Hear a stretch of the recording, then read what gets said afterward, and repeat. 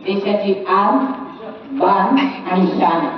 आपल्या भारताची आन बान आणि शान आहे.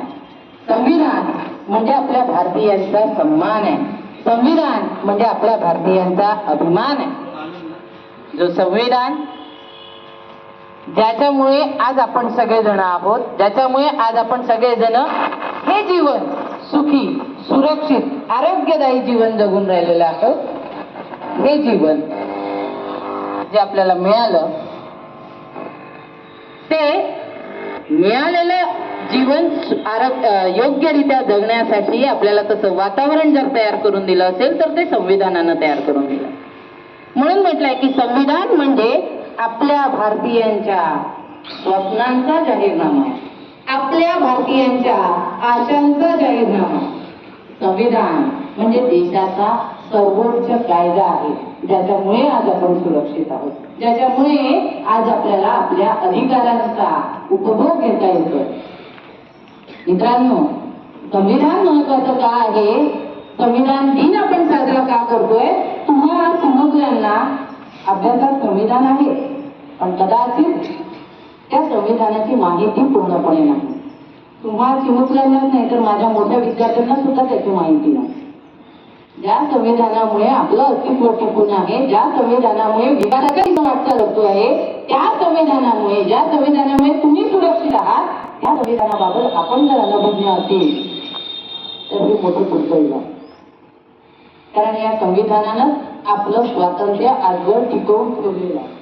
आज आपण स्वतंत्रपणे आपल्या इच्छेनुसार आपल्याला हव्या त्या क्षेत्रात आपला विकास घडवून आणतोय. ती संधी जर आपल्याला कोणी दिली आहे, तो अधिकार जर आपल्याला कोणी दिलाय, तर तो अधिकार दिलेला आहे आपल्याला संविधानानं. आणि याचीच जाणीव करून देण्यासाठी आज हा संविधान दिन आपण साजरा करतो.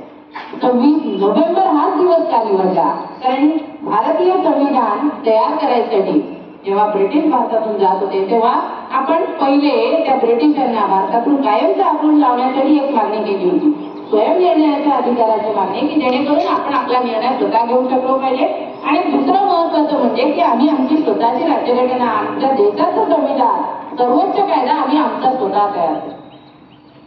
ही अट शेवटी ब्रिटिशांनी मान्य केली आणि 9 ऑगस्ट 1946 रोजी सगळ्यात पहिली भारतीय संविधान सभेची पहिली बैठक झाली. ज्या संविधान सभेने संविधान तयार करण्याची धुरा सांभाळली ती संविधान सभा.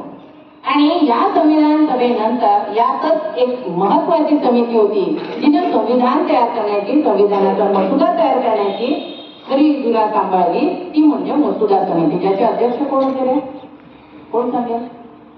मसुदा समिती. मसुदा समितीचे अध्यक्ष कोण होते, कोण होते? मोठ्याने माहीत असेल तर मोठ्याने सांगा.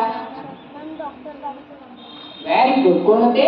डॉक्टर बाबासाहेब आंबेडकर. एकदा तिच्यासाठी जोरदार टाळ्या वाजवा. फुल नाही, फुलाच्या कापीवर आपण समाधान मानू. एक विद्यार्थी तिने आपल्याला माहिती दिली आहे.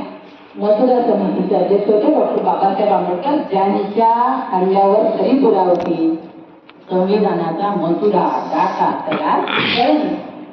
या डॉक्टर बाबासाहेब आंबेडकरांनी आणि त्यांच्या संपूर्ण टीमने जी मेहनत घेतली, जवळपास 2 वर्ष 11 महिने 18 दिवस त्यांनी मेहनत घेऊन आपलं हे संविधान आपल्या समोर तयार केलेलं आहे, आपल्या समोर मांडलेलं आहे, आपल्या समोर आपल्याला ते स्वीकारायला लावलेलं आहे. आणि आपण ज्या दिवशी आपलं हे संविधान स्वीकारलं तो दिवस आहे 26 नोव्हेंबर 1949.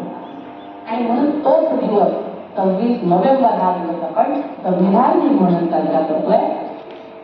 संविधान दिनाच्या दिवशी आपल्याला प्रत्येकाला एक प्रतिज्ञा घ्यायची आहे की ज्या संविधानामुळे तुम्ही आहात, ज्या संविधानामुळे तुम्ही विकासाच्या दिशेने वाटचाल करू शकत आहात, ज्या संविधानामुळे तुम्ही तुमच्या अधिकारांचा वापर करू शकत आहात, त्या संविधानाचं संरक्षण करण्याची जबाबदारी आपली आहे. त्या संविधानातील प्रत्येक तरतुदींचं, नियमांचं पालन करण्याची जबाबदारी आपली आहे. ते आपलं प्रथम कर्तव्य आहे.